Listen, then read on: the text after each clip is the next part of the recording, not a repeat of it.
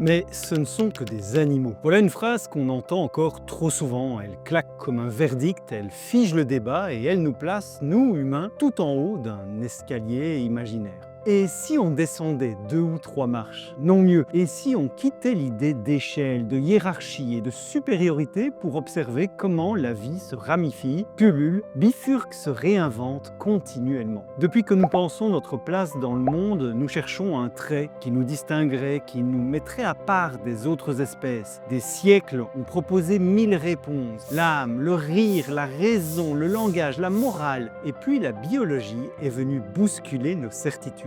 L'évolution n'écrit pas une échelle, elle dessine un buisson. Homo sapiens n'est ni un sommet ni un aboutissement, nous sommes une branche parmi des millions d'autres. Une branche qui a poussé dans une direction parmi d'innombrables possibles. Nous sommes une espèce parmi tant d'autres, certes singulière, mais pas unique, au sens où on l'entend parfois. Car la diversité du vivant est vertigineuse. Des coraux bâtissent des cathédrales sous-marines, aux abeilles qui dansent en passant par les corbeaux qui se fabriquent des outils et des fourmis qui pratiquent une forme d'agriculture. Partout la vie explore, chaque lignée tente des choses, échoue souvent, réussit parfois, mais toujours s'adapte. Notre propre lignée a gagné des mains qui saisissent, un cerveau qui anticipe, un langage qui forge des communautés gigantesques. Mais d'autres ont gagné l'écolocalisation, la métamorphose, l'hibernation, même un aimant dans la tête pour lire le champ magnétique. Et qui hiérarchise tout cela? Eh bien nous, et seulement nous. Et c'est là que l'anthropocentrisme pointe le bout de son nez. Nous voyons le monde à hauteur d'humain, avec nos sens, nos besoins, nos valeurs. Résultat, nous confondons trop souvent différents et inférieurs.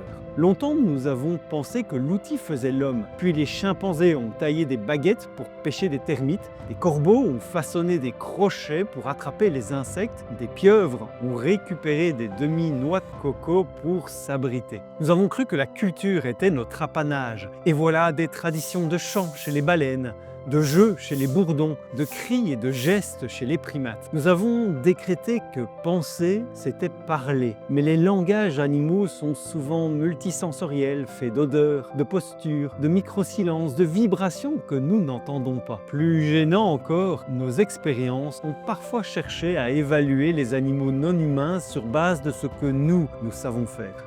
Si on demande à des perroquets d'écrire des dissertations, à des poissons de résoudre des équations ou à des fourmis de parler anglais, eh bien les résultats seront forcément décevants. Inversons la perspective. Si l'humain était évalué par sa capacité à danser pour transmettre la localisation de fleurs, nous serions soudainement munis d'un bon bonnet d'âne, épinglé comme espèce incapable, inférieure aux autres. L'anthropocentrisme n'est pas seulement une erreur de lecture scientifique, c'est un risque éthique. Quand on dit « ce ne sont que des animaux », eh bien on autorise souvent, sans s'en rendre compte, l'indifférence. On réduit des existences à des fonctions. Une vache est une ressource nutritive, un cafard est un nuisible. Or, la science nous apprend autre chose. Ces animaux sont dotés de sensibilité, de douleur, de plaisir, des capacités cognitives qu'on a préféré longtemps ignorer.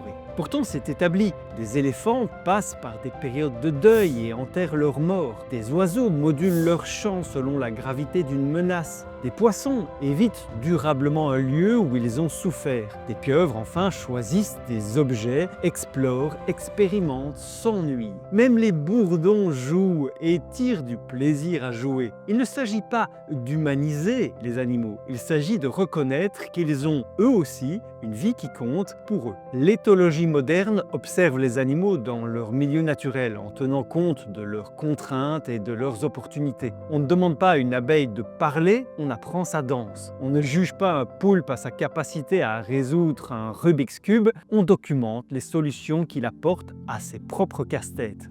On s'interdit les comparaisons avec l'homme, on préfère lister la diversité des capacités. Cette fourmi possède une mémoire spatiale stupéfiante, ce singe est capable de calculer des probabilités, cette pieuvre possède une vingtaine de déguisements étonnants. Cette méthode est plus difficile mais aussi plus humble et infiniment plus riche. En quelques décennies, l'idée que les animaux ressentent est passée du soupçon à l'évidence et nos interactions avec eux doivent s'ajuster. Conditions d'élevage, expérimentation, espace protégés, politique, public, pédagogie. Rien n'est parfait, loin de là, mais le mouvement est lancé. Plus nous les comprenons et mieux nous devrions les considérer. Alors, modifions nos habitudes. Au lieu de dire « ce ne sont que des animaux », essayons autre chose. Essayons « ce sont des animaux ». Point. Cette phrase simple suffit à rappeler qu'ils sont autres que nous et pourtant avec nous. Elle n'efface pas nos besoins, nos cultures, nos projets. Elle les encadre, elle les questionne, les responsabilise. Car reconnaître la valeur propre d'un être vivant ne diminue pas la nôtre. Cela élargit notre cercle moral et affine nos décisions.